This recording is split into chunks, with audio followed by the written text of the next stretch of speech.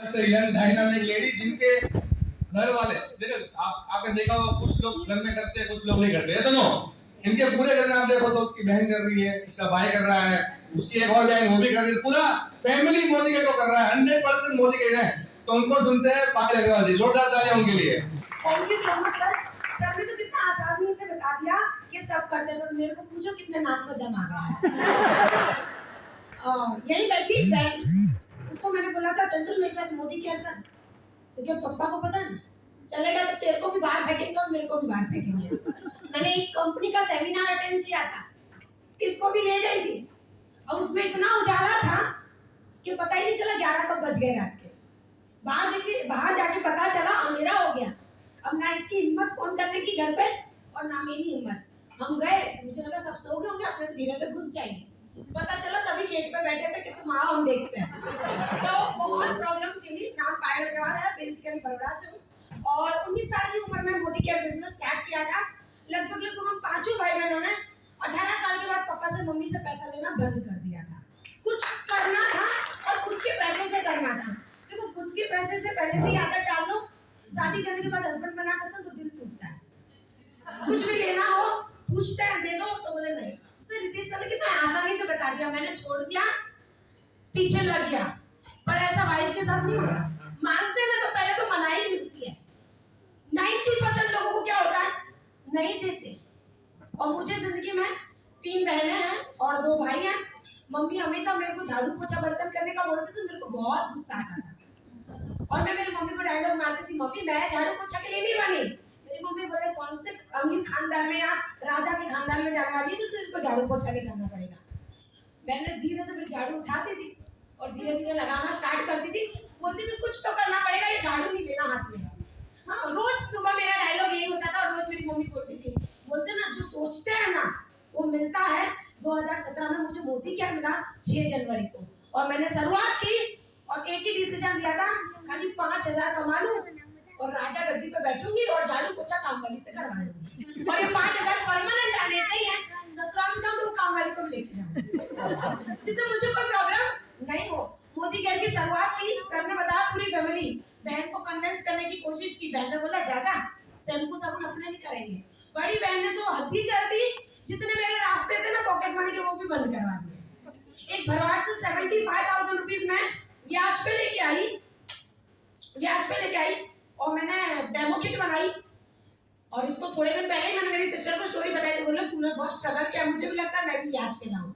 हाँ तो थोड़ा बर्डन होना चाहिए तो आगे काम करने का। सर ने बताया ना इमोशनल गोल मेरा बहुत बड़ा था। हाँ 90% लोगों को नहीं भी पता होगा मेरा इमोशनल गोल ये था विजय मेरे को पसंद करता था मैं विजय को पसंद करती थी घर वाले नहीं करते थे।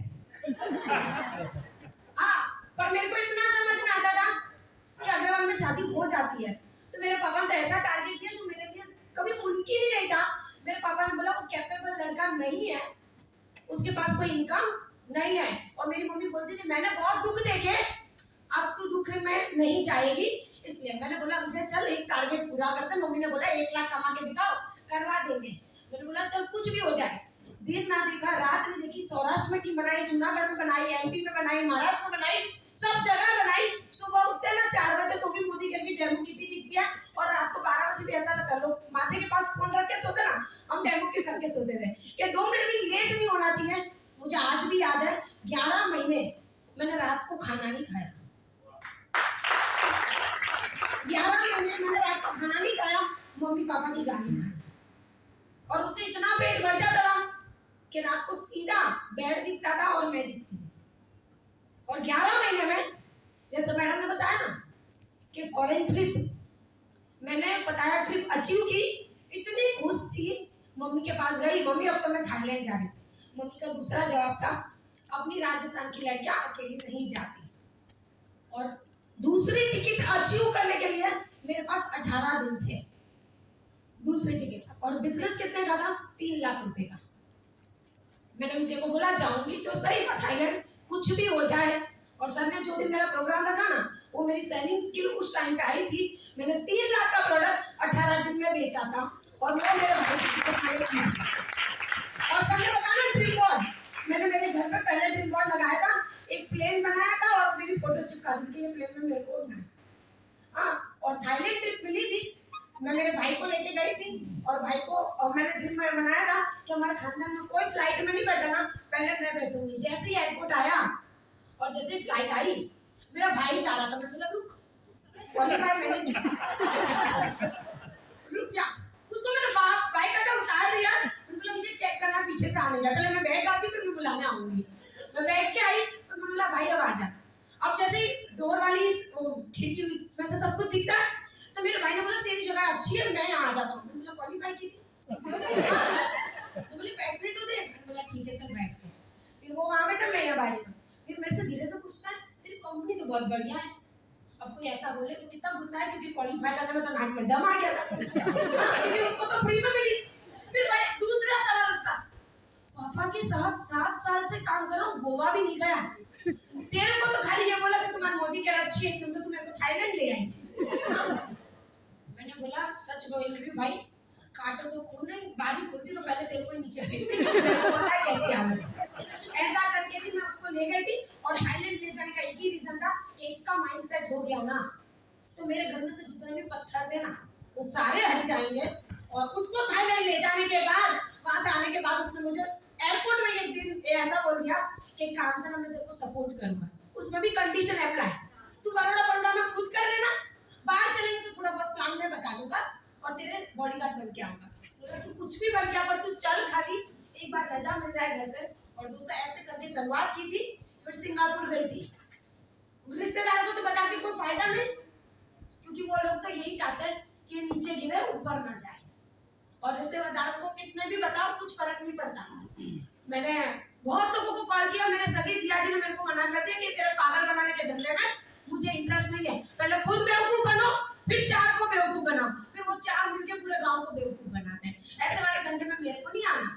मैंने बोला कोई बात नहीं। अब हुआ ऐसा कि हम क्रूज पे गए थे घूमने, याद भी है, पहले 14 फरवरी 2018, हाँ हम गए थे सिंगापुर। और जैसे ही हम लोग उसमें कैरेबियन क्रूज में बैठे थे तो मैंने फोटो डाली थी अपने फेसबुक पे, मेरे जिया जी ने लिखा था अर्जेंट कॉल मी।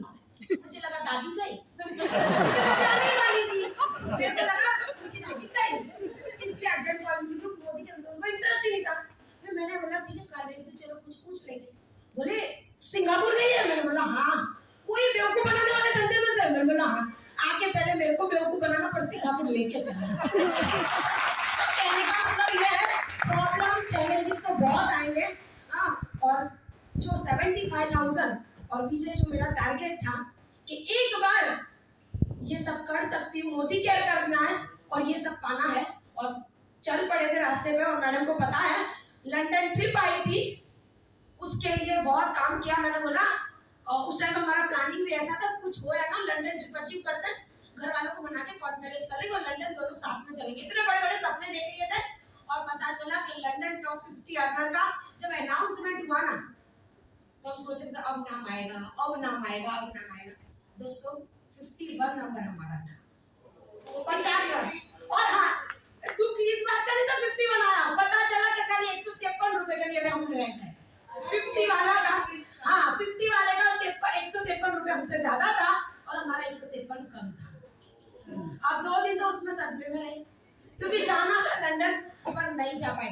पर लास्ट में फिर खड़े सेल्फ को आना पड़ेगा तो वापस खड़े हुए और एक ही चीज सोचा, 8,000 का चेक लेके चले थे। लंदन ट्रिप की शुरुआत की थी, जब जो कॉन्टेस्ट आई थी उसमें शुरुआत की थी 8,000 के चेक पे, और फाइनली हमारा ट्रेन चेक बना था 2,12,000 रुपए। तो मैं सोचा कुछ नहीं, इसको सबको इकट्ठा करता हूँ, लंदन खुद घुमाएंगे। पॉजिटिव तो रहना पड़ेगा ना दोस्तों। ये करते करते प्रॉब्लम तो हर जगह। आज भी मेरे पापा कभी कभी बोलते हैं छोड़ देना मोदी कह रहे, मेरे पास प्रॉपर्टी तेरे नाम कर दूंगा, बोलते हैं आज भी। पर मैं बोलती हूँ नहीं पापा, प्रॉपर्टी में जो मजा नहीं है वो मोदी के डेमो में मजा है। प्रॉपर्टी में मजा